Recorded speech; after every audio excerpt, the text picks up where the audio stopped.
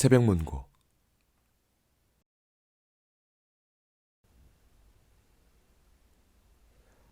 안녕하세요. 온새백입니다. 완연한 봄이 온 것 같다가도 항상 4월은 만우절처럼 날씨로 저를 놀리는 것 같다는 생각을 하곤 합니다. 초여름처럼 더웠다가 또 며칠 뒤에는 겨울처럼 추워졌다가 어느 장단에 춤을 춰야 할지 모르겠다는 생각이 들기도 하죠. 산다는 것도 참 그런 것 같습니다. 좋은 일이 일어났다가 안 좋은 일들이 또 몰아서 찾아오기도 하고 내 마음 같다가 또 어떤 때는 나에게 등을 돌리고만 있는 것 같고 참 쉽지 않죠. 지난 영상에서는 죽음에 대해 많은 고민을 했던 최승자 시인의 산문들을 읽어보았는데 이번엔 그 반대입니다. 인생의 시간을 사계절로 표현하자면 겨울쯤에 와 있는 시인이 자신의 삶을 돌아보면서 살아간다는 게 어떤 것인지에 대해 적어내린 시들을 읽어보려 합니다. 간결하고 깨끗한 말로 한상 차려낸 소박하고 사소한 날들을요. 오랜 시간을 시인으로 살아온 김용택 시인은 수상한 상도, 출간한 시집도 참 많습니다. 오늘 읽어볼 시집 울고 들어온 너에게는 그 중에서도 지나온 삶에 대한 사유가 많이 담겨 있습니다. 나고 자랐던 고향으로 돌아가셔서인지 부모님, 특히 아버지에 대한 묘사가 군데군데 있고요. 자연과 환경이 바탕이 되는 시들도 많습니다.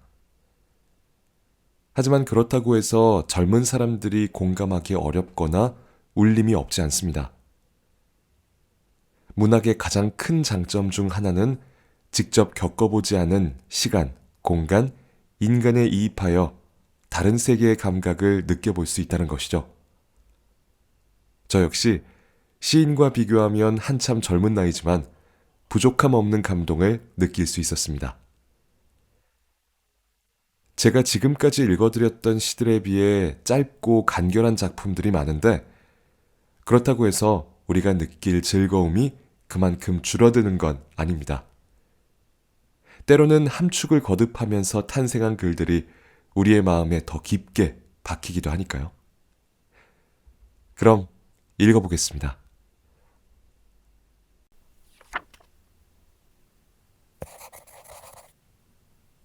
찔레꽃.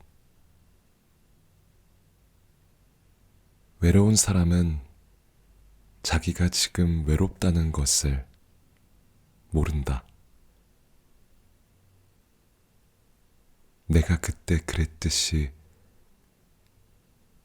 먼 훗날 꽃이, 그런 빛깔의 꽃이 풀 그늘 속에 가려 있었다는 것을 기억할 것이다. 어떤 이의 희미한 웃음 같은 꽃이 길가에. 초저녁.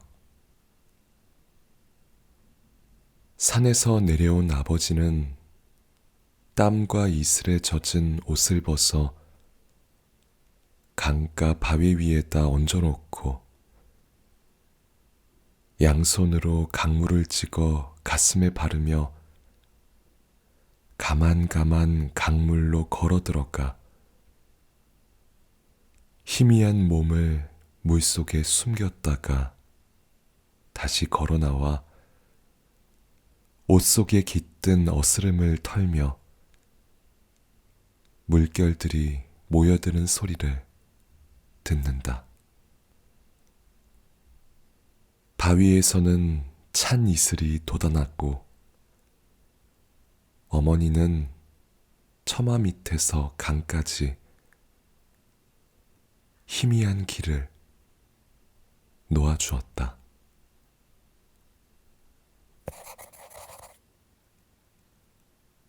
받아쓰다. 어머니는 글자를 모른다. 글자를 모르는 어머니는 자연이 하는 말을 받아 땅 위에 적었다. 봄비가 오면 참깨 모종을 들고 밭으로 달려갔고, 가을 햇살이 좋으면 돌담에 호박 쪼가리를 널어두었다가 점심때 와서 다시 뒤집어 널었다. 아침에 비가 오면 아침비 맞고는 서울도 간다고 비옷을 챙기지 않았고, 야야 빛났들었다며 비의 얼굴을 미리 보고 장독을 덮고 들에 나갔다. 평생 바다를 보지 못했어도 아침 저녁 못자리에 뜨는 벽시를 보고 조금과 사리를 알았다. 감잎에 떨어지는 소낙비, 밤에 우는 소쩍새, 새벽하늘 구석의 조각달, 달무리 속에 갇힌 보름달, 하얗게 뒤집어지는 참나무 잎, 서산머리의 샛별이 글자였다. 난관에 처할 때마다 어머니는 살다가 보면 무슨 수가 난다고 했다. 세상에는 내가 가보지 못한 수가 얼마나 많은가. 마을에서 일어나는 일이 남의 일 같지 않다고 했다. 사람이 그러면 못 쓴다고 했다. 어머니는 해와 달이, 별과 바람이 시키는 일을 알고 그것들이 하는 말을 땅에 받아 적으며 있는 힘을 다하여 살았다.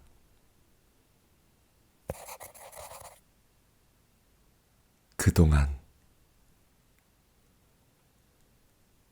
농부의 아들로 태어났다.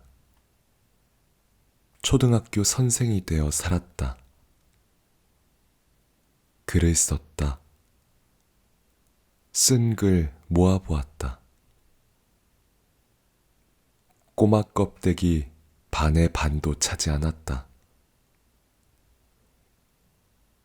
회한이 어찌 없었겠는가. 힘들 때는 혼자 울면서 말했다. 울기 싫다고. 그렇다고 굳은 일만 있었던 것은 아니다. 덜 것도 더할 것도 없다. 살았다.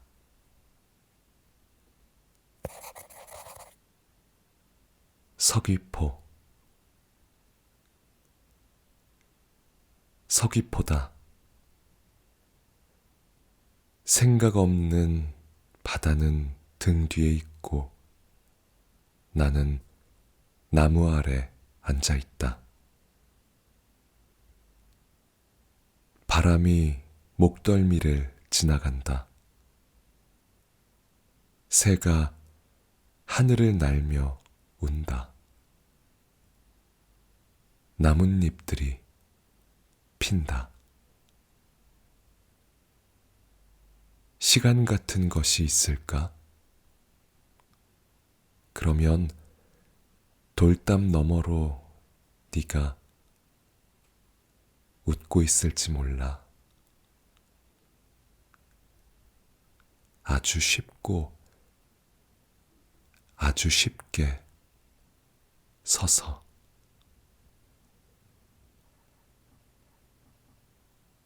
시인. 내가 저기 꽃이 피었다고 말했다.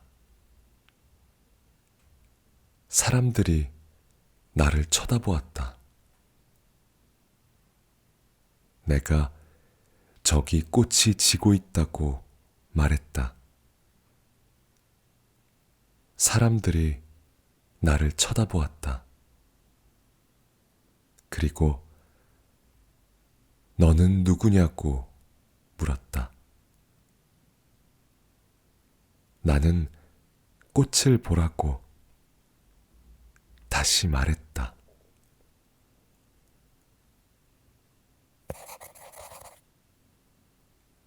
울고 들어온 너에게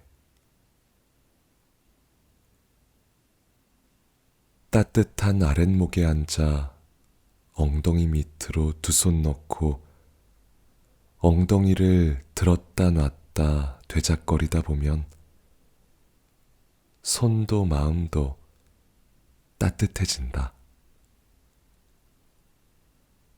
그러면 나는 꽝꽝 언 들을 헤매다 들어온 네 얼굴을 두 손으로 감싼다.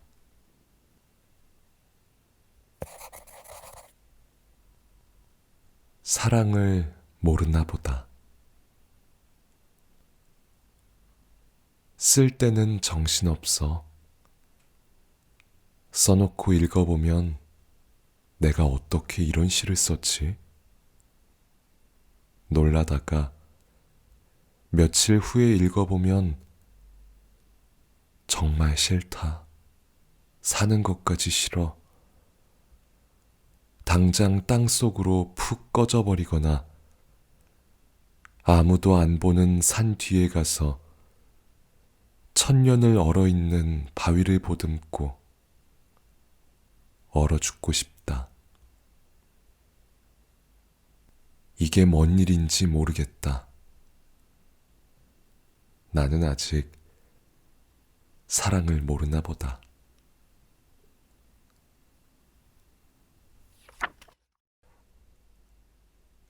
저는요, 시집을 읽어드리고 나면 제가 골랐던 작품들 중에 어떤 시가 가장 마음에 드셨는지 되게 궁금해요. 제가 쓴 것도 아닌데 왜 그런 거 있잖아요. 정말 맛있게 먹었던 식당에 친구를 데려가서 밥을 먹게 됐을 때 이 음식 저 음식 먹어보는 친구한테 어때 맛있어? 어떤 게 제일 맛있어? 하고 물어보는 그런 기분을 느낍니다.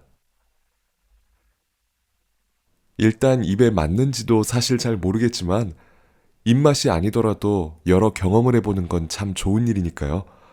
어떻게 느끼셨을지 궁금합니다. 누군가가 나를 딱히 위로하는 것도 아닌데 그냥 그가 살아온 날들 그리고 그 날들 속에서 느꼈던 감정들을 말해주고 그걸 듣는 것만으로도 따뜻한 위로를 느낄 수 있다는 게 참 신기하지 않나요? 울고 들어온 너에게 울지 마 라고 말하는 게 아닌 나는 이랬어 라고 전하는 말이 더 가까이 다가오는 기분입니다. 그런 점에서 글도 삶도 나이를 먹을수록 더 잘할 것 같지만 오히려 더 모르겠다는 생각이 들어요. 오늘은 가까운 사람에게 또는 나 자신에게 선물하기 좋은 시집 김용택 시인의 울고 들어온 너에게 읽어드렸습니다. 온새벽이었습니다.